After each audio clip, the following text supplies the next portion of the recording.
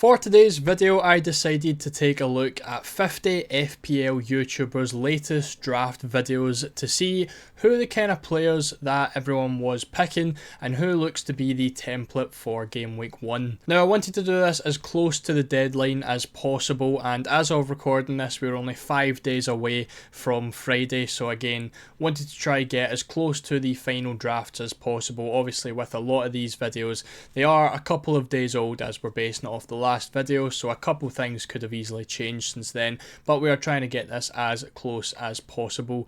Now, a huge shout out to all of the YouTubers involved whose drafts are included in this video. If you are looking for some FPL content to watch this year, I would make sure to subscribe to every single person on this list. Now, before we get into things, I would like to remind you all that Friday will be the deadline for game week 1 at 6:30, and if you haven't already signed up to the FPL newsletter, to do that right now. You can get free tips every single week sent to your email address, as well as important FPL updates, expert team reveals, and the best captains and transfers every single week. They're also running a free mini league in which the winner gets £250, so there's literally no reason not to sign up for this. Just head to the description of this video, click the link, enter your email address, and that is literally all it is. So let's jump straight into the video. So as I mentioned, we have looked through 50 different YouTubers and gathered the every single player from all of their latest draft videos. Now, you can see the top 3 on the screen in terms of the goalkeepers, and Dean Henderson is taking the number 1 spot, and just below that you can see he was in 20 out of the 50 teams, which equivalates to 40%. In second place, it was Vladimirson, who is the backup goalkeeper for Brentford, who ended up in 14 of the 50 drafts and 28%, and then thirdly was Flecken in 12 of the 50 drafts, and that was 24%. Now, the goalkeepers were very spread out. Obviously, everyone can only pick 2 in every single one of these, so there was a possibility of 100 different goalkeepers if everyone was to pick someone different, but we've ended up with 21 which have been chosen. Now, a lot of these guys are only in 1, 2, maybe 3 drafts, so they aren't a good representation of the large player base. So again, you could probably eliminate quite a lot of these, but we're really only looking at the top 4 who is in most of the drafts. So there is only 4 goalkeepers here that do make over 10 of the teams and equivalent to more than 20%, and that's going to be Henderson, Vladimirson, Flecken and Fabianski. Now that's 4.5 million goalkeepers and 4 million goalkeepers. So if you are struggling with your goalkeepers and you do want to try go template, I would pick one of these 2 as their 4.5 millions, one of Henderson or Flecken, and I would pick one of the 2 4 million goalkeepers in Fabianski and Vladimirson. Now, with Fabianski, he could be a bit of a surprising pick. He actually played in all 5 of West Ham's friendlies. Now, Areola was obviously away for the Euros. He only started in the most recent friendly against Celta Vigo. He obviously had a break after the Euro 2024 duty. So while there is some hype surrounding Fabianski, I wouldn't look too much into him being like a 4 million starting goalkeeper that we're all looking for. He is just someone who has got a little bit of hype around him because he has been starting in the friendlies. And I believe, I'm not really too sure on how concrete these rumours are, but Areola has been rumoured to making a move to, I believe, Marseille. Whether that happens by Friday, though, I don't think so. So I wouldn't really be banking on Fabianski being the starting goalkeeper for West Ham. Now, obviously, Vladimirson was picked in 14 teams as well. Now, it's worth noting that in 11 of those 14 teams, Flecken was the number 1 goalkeeper. So it makes sense because that means if Flecken isn't going to play a game, then Vladimirson gets auto-subbed in and you don't really have to worry about that. But there was 3 other teams where Vladimirson was the backup goalkeeper and it wasn't Flecken who was supposed to be the main one.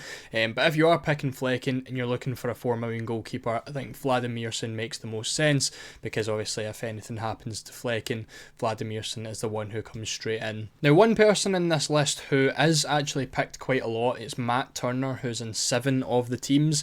He is someone I think personally I would be trying to stay away from as much as possible. Now, he also stands at 21% total ownership, and I think he is someone who's going to drop in price very, very early on because Nottingham Forest have signed a new goalkeeper in Miguel, who is 6'8" and looks to have been signed to solve their set piece problems after conceding a lot of set piece goals last season, which now means we're going to have Miguel, Sells and Turner as the 3 goalkeepers for Nottingham Forest, and I think that means Turner is going to end up being the third choice. And I think once people start to realise that, that's when we see his price dropping fairly quickly. So as someone who is really, like, as a 4 million goalkeeper, they're never really going to be playing anyway. I wouldn't want to be losing that team value so early on. So I would just pick a 4 million goalkeeper, either who nobody has or one that just isn't Matt Turner and could potentially be a second choice. Now, someone I am surprised to see owned so low out of the content creator teams is Robert Sanchez. He's in only 2 of the 50 drafts, and again, it's kind of surprising considering it's a top 6 goalkeeper at 4.5 million with some really, really nice fixtures off the start. But obviously there is a couple of speculations on who the number 1 goalkeeper is going to be. Personally, I do think it is going to be Sanchez, but there is literally about 5 first choice options at Chelsea now, so it is kind of up in the air, and I'd understand why a lot of people wouldn't want to take that risk under new management. Next up, we're looking at the defenders, and it's actually Valentin Barco, the 4 million defender, who is number 1 in the most teams. Now, he ends up in 33 of the 50 drafts, which equivalates to 66%. So for every 3 drafts you're seeing from FPL Youtubers, he is in 2 of them. And it makes sense because obviously we're talking about this Estupinan injury, which is going to keep him out for the first couple of weeks, and it looks as though Barco is going to be set to start. He also has been taking some set pieces. He's been on a lot of corners in the pre-season friendlies, so hopefully he could pick up a couple of assists as well with someone like Lewis Dunk in the box. So definitely a decent option, definitely someone that could do quite well, and he is looking at a very high ownership, and he should be the template 4 million defender. That is followed by Vardiol, who's in 30 of the 50 teams, which is 60%, followed by Porro, who is the 3rd most owned and just trumps Trent Alexander-Arnold with 22 of the 50 teams, whereas Trent was only in 21. Now, the expensive defenders could end up being a little bit of a trap. I think with Vardiol, he would be one of the more safer options. We know that he could potentially be playing more attacking, but however, they do have Chelsea in that first match, and then they've got Arsenal a couple of game weeks in as well. So if he isn't going to be getting if he isn't going to be getting forward as much as he did at the end of last season, he could be someone that just is 6 million sitting there collecting a couple of points every game. Obviously, the Ipswich fixture at home in game week 2 looks like it should be a locked on clean sheet, but whether that's worth 6 million is a different kind of question. With Pedro Porro, there was a little bit of speculation on whether he would be starting. Obviously, Jed Spence had a really nice pre-season as well. I think there will be some rotation there. I do think Porro will still be the starting right back though in that Spurs squad, but I do think Jed Spence could creep his way in there if he does put in some good performances. Then obviously Trent as well. I don't believe he played any pre-season matches. Obviously he was another one who was at the Euros and has been on holiday ever since, so we'll see what his form's like, but whether you want to go for him straight away at 7 million could be a really nice option because Liverpool do have some class fixtures in the first couple of game weeks. Now, the 4.5 million defenders are a very common theme in these teams. You can see Konza in there in 18 of the teams, Mikolenko's in 17 of the teams, Robinson in 15 teams, Anderson's in 10, Hall's in 9 teams, Byrne is in 6 teams as well, and there's just a lot of 4.5 million options this year that do look really good, and clearly no one has a set player who they really do like. Konza is the main one in there, followed by Mikolenko, but there is a big vast difference in how many options there is, because that's Konza, Mikolenko, Robinson, Anderson, Hall and Byrne. That's 6 different players in 6 or more teams, so there is obviously going to be a lot of people who own more than one of these guys, but it's just something to keep in mind. If you are looking for a 4.5 million defender and you do want to keep it template, Konza or Mikolenko look like the 2 best options. Now, 2 players that I'm really surprised to see so lowly owned is Gabriel and Saliba. Gabriel is only in 3 teams and Saliba is only in 6 of the 50 teams. Now, When you're looking at game week 1 as well, it looks like a really nailed on clean sheet for Arsenal with that Wolves fixture. Then game week 3 could potentially be a good chance for a clean sheet as well against Brighton at home. So I do think the Arsenal players do have really nice fixtures, especially for clean sheets in the first couple of games. Obviously they do have Spurs and Man City in game week 4 and 5, which could potentially be the reason that no one is really going for them. But I think for even just the first 3 game weeks, it looks like a really solid option to go for one of these guys. So I'm quite surprised to see them so low in terms of the teams that they're in. But personally, I've got Gabriel in my current draft right now, and I'm quite happy to keep him at least for the first 3 game weeks. Whether I'm going to be wildcarding in game week 4 or just making a couple of transfers is yet to be seen, but I do think the Arsenal defenders are going to be a big problem this year. Next up, we're looking at the midfielders, and Eze was the most owned midfielder in the content creator teams, which doesn't really come as much as a surprise because he does look at some fantastic value at only 7 million. He was followed by Nkunku in 35 of the teams, another very popular option this year because of the 4 million cheaper, because of being a 4 million cheaper option to Cole Palmer. Then we've got Mo Salah, who was in 33 of the 50 teams as well. Now, I think all 3 of these players could be a bit of a trap. We're looking at Eze. There is some rumours that he could potentially be going to Man City. If he does, it makes him a lot worse of an option because he will probably be rotated a good fair bit, and that would obviously be a bit of a problem. Nkunku as well, he is someone who he does seem as though he's going to get his minutes managed. It does look as though he will be playing as much as possible because he's so versatile up front and can really play in any position. But Maresca has been saying that they're trying to keep him fit. I don't think he's going to be a 90-minute man. And whether he starts every single game as well is yet to be seen. So I think he is one that could potentially ruin a lot of teams, and could be one that needs to be subbed out quite early. And then we've got Salah as well. Again, everyone knows how good Salah's been in the past, but we don't know what he's going to be like under Slot. You can see these 4 heat maps here from the pre-season games. He was playing very, very wide. Now, is he going to get the same kind of goal scoring contributions? I'm not really too sure. If you want to take that risk at the start, it's totally understandable because the fixtures are fantastic for it. Ipswich as well in the first game.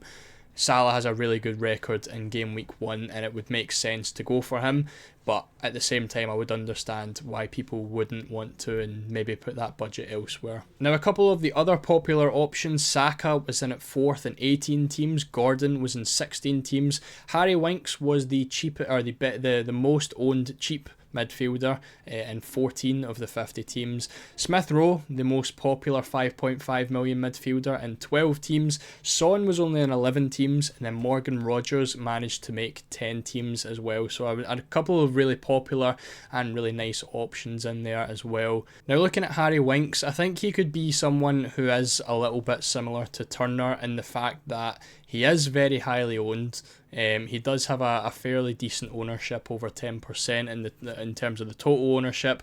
But you can see with the 4.5 million midfielders as well, Sangare is in there, and at 13 he was in 5 of the 50 teams, and then also Bergvall made it in there in 2 of the 50 teams. Now, these are probably your 3 options for the 4.5 million midfielder if you want to go for 4 in midfield. And personally, I'm on Bergvall. He's very, very lowly owned, and I think he's someone that could make a couple of appearances for Spurs. Not as nailed as Winks is. I think Winks is obviously going to be playing most games for Leicester, but he is someone again who I think is just going to be sitting 3rd in your bench, and because of his ownership, if he gets sold, he could end up dropping in price. And do you want your 3rd bench player to start dropping in price? It happened myself with last year.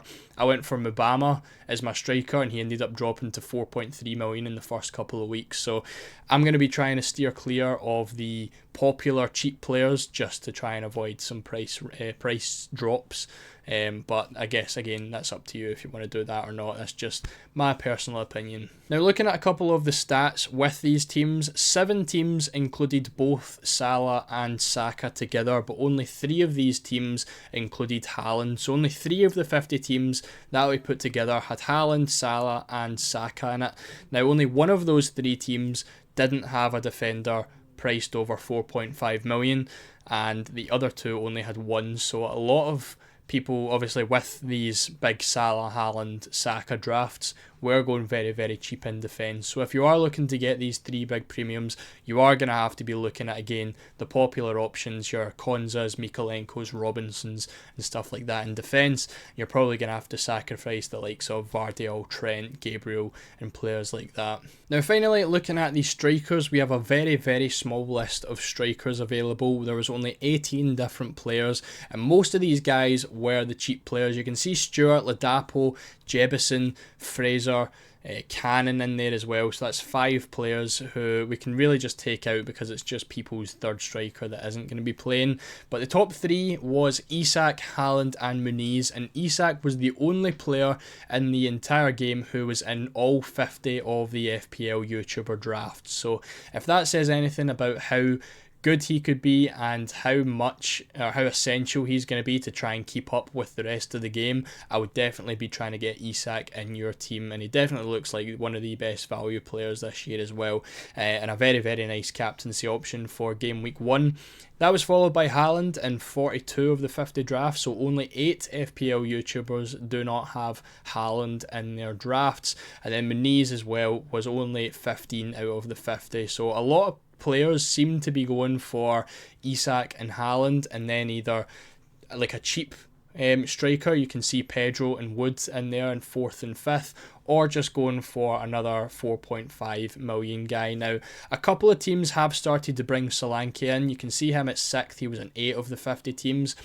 I would think a lot of these drafts, a lot of these videos would have potentially came out before the announcement of Solanke to Spurs. So I think if you were to get all 50 of these guys together and show their latest drafts right now, the Solanke number would probably be a lot higher. Now again, quite surprised to see someone like Kai Havertz only in 1 of the 50 teams. He was in one of my first early drafts before I took him back out. I think obviously there is a lot of good value in the third striker spot with obviously Pedro, Wood, Muniz, but Havertz is still a really nice option if you don't want to go for Saka, if you want a cheaper option than Saka. But I do know that Havertz was kind of playing a bit in the midfield in the pre-season friendlies, so again it's a bit of a gamble on whether he's going to be playing up front or in midfield. And again, Gabriel Jesus was starting to play up front again, did do pretty well in the pre-season friendlies as well, and again you can see him in 1 of the 50 drafts as well. He is someone I'd be keeping an eye on just in case he does come back into form. So this is the most owned draft. This is the 15 players,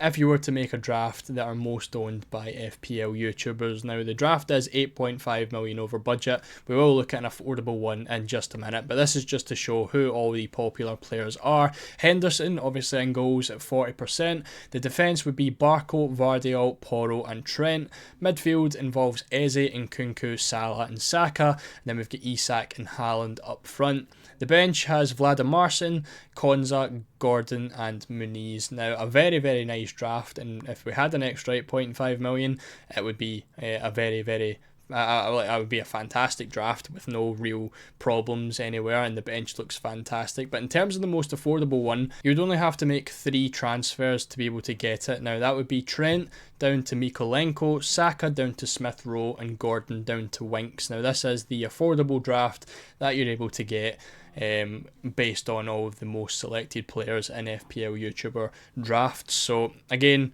pretty cheap defence. We've got a couple of rotating 4.5 million defenders, as well as Vardiol and Porro in there. Same goalkeepers, the same midfield, although we have swapped over obviously Saka and Gordon for Smith Rowe and Winks, which does weaken the bench a little bit.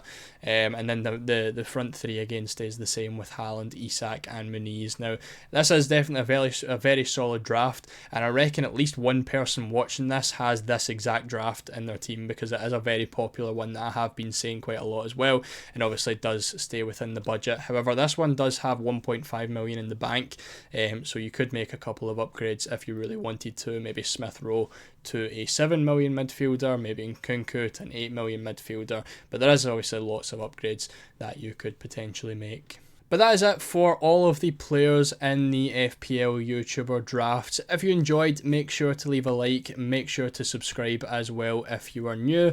and it just kind of gives you an idea of what the template's going to be. We're obviously only a couple of days out from the deadline, so again, it's good to know who people are going to be going for, who the popular options are, and everything else like that. Again, make sure to sign up for the FPL newsletter down in the description. It's totally free, and all you have to do is add your email address. So thank you all for watching, and I will see you all in the next one.